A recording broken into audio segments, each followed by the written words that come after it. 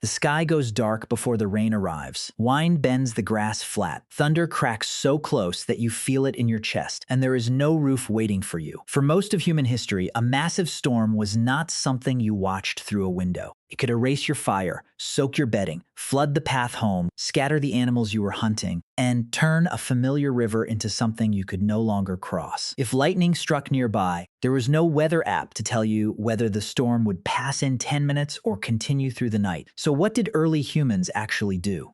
The first thing to understand is that archaeology almost never preserves a single storm survival story. You do not find a fossil labeled with the moment rain began. Wind does not leave a neat human footprint. Thunder leaves nothing at all. What archaeologists do find are the places people repeatedly chose, the fires they built, the bedding they arranged, the tools they carried, and the way human activity was organized inside shelters. Those traces do not show one dramatic night. They show something more useful. They show preparation. Imagine you are walking across open country and the weather changes faster than expected. The temperature drops, the wind shifts, clouds thicken above the hills. What matters first? Not bravery, but location. A cave or rock shelter can block wind, rain, snow, and direct sun. That sounds obvious now, but it was one of the most important pieces of geography your ancestors could learn. A good shelter was not simply a hole in a cliff. It was a place you remembered. At Teixoneres Cave in what is now Spain, Leandro Zilio and his colleagues studied how Neanderthals repeatedly organized their activities inside the cave. Their research found hearths, stone tools, animal remains, and charcoal concentrated around the outer area. The researchers described caves as refuges because they protect against things such as wind, rain, snow, and sun. But the most interesting detail is where the humans preferred to work. The outer cave area was drier and better ventilated than the deeper sector. It also received more daylight. That made it a practical place for keeping fires going and carrying out daily tasks. So picture the storm arriving. You do not simply run as deep into the darkness as possible. The deepest part may be damp. Smoke may collect there. Carnivores may use it. Water may flow through sections of the cave. The safest place is not automatically the farthest place from the entrance. You need to understand the shelter itself.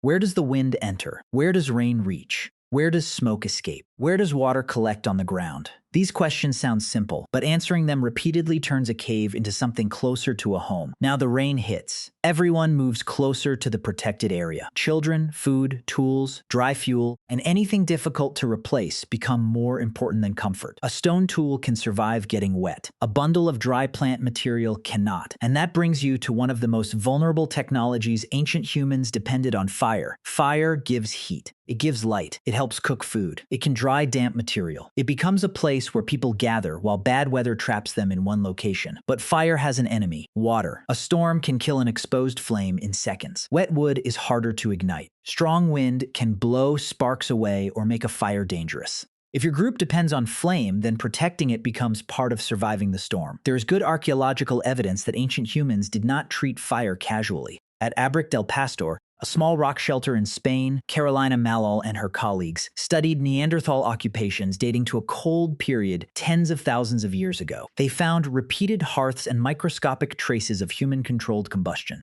Their work suggests the Neanderthals who used the shelter were habitual fire users. Habitual means fire was not a rare accident that happened when lightning happened to strike nearby. It was part of repeated human behavior that changes the storm completely. Now you are not only searching for cover, you are trying to preserve a small controlled environment inside a much larger uncontrolled one. The fire needs a protected position. Fuel needs to stay dry. People need to sit where smoke can escape. Food needs to be kept away from running water. A storm turns organization into survival, and your ancestors were organizing living spaces far earlier than most people imagine. At Border Cave in South Africa, archaeologist Lynn Wadley and her colleagues reported evidence of grass bedding associated with ash and fire dating back about 200,000 years. The bedding created areas where people could sleep and work. Think about what that means during heavy rain. The ground outside becomes cold mud. Water runs between rocks. Grass collapses under the rain. But inside a protected shelter, plant material can separate your body from bare stone or damp sediment. That layer matters. Your body loses heat when it is wet. Wind makes the problem worse because moving air carries heat away from your skin. You do not need snow to become dangerously cold.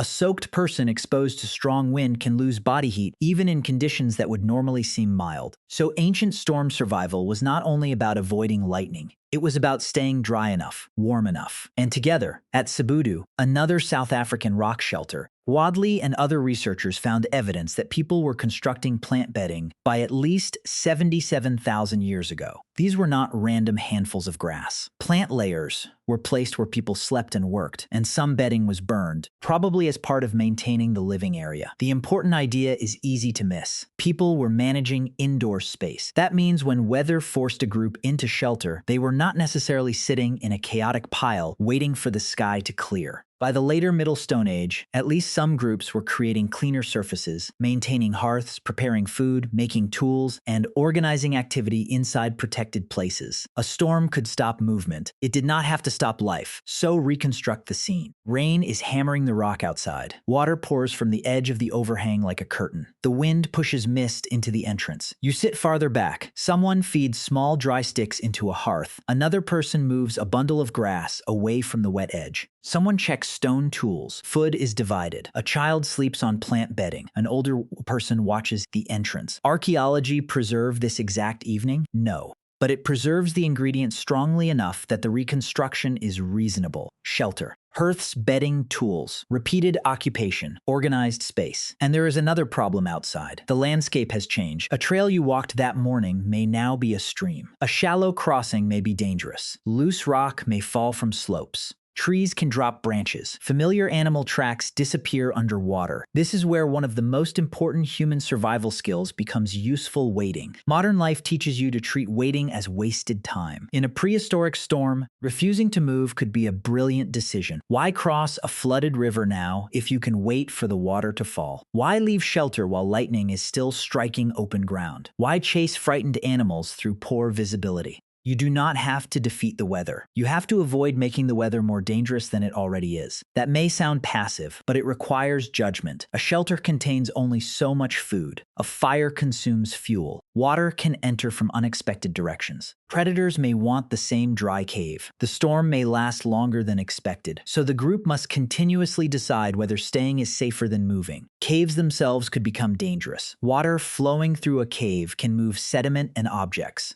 Archaeologists see this after the fact because ancient materials can be shifted from the places where humans originally left them. At Teixoneres, researchers specifically note that water flows are one of the natural processes capable of moving archaeological remains. That tells you something important. Rock above your head does not automatically mean safety. Low ground can flood. A narrow channel can become a torrent. A deep chamber can trap smoke. A cliff edge can shed stone. The best shelter is one you understand before the emergency begins. And that may be the deeper prehistoric advantage. Your ancestors lived in the same landscapes long enough to learn their moods. They would have known which overhang stayed dry, which river rose quickly, which valley collected water, which tree line broke the wind, which route remained usable after rain. This kind of knowledge rarely fossilizes, but repeated site use shows that ancient humans returned again and again to particular places. A shelter could therefore become part of a mental map. When dark clouds appeared, you were not always asking, "Where can you hide?" You may have been asking, "How far are you from the place that worked last time?" That is different.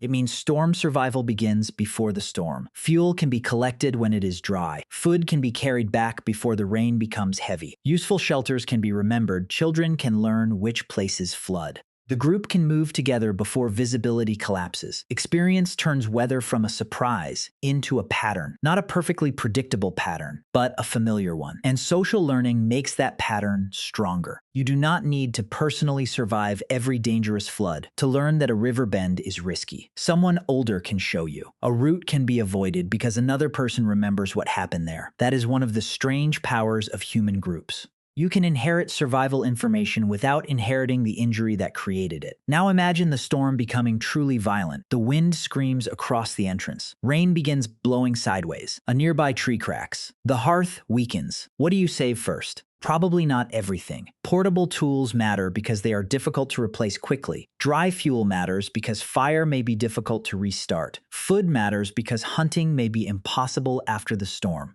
Children and injured members need protection. And the group itself matters most because almost every other advantage becomes stronger when several people cooperate. One person can gather fuel while another guards the flame. One person can watch the water level while another prepares food. Several people can carry a child or injured adult if the shelter must be abandoned. A storm turns cooperation into a kind of technology. There is also a counterintuitive reversal here. You might imagine prehistoric people as constantly exposed to nature, while modern humans finally learned how to escape it. But ancient humans did not survive because they ignored weather. They survived because they paid attention to it. Their protection was not a sealed building that made the storm disappear. Their protection was behavior. Choose the right place. Keep the fire alive. Stay dry weight when movement becomes dangerous. Watch the water. Protect resources. Listen to experienced people.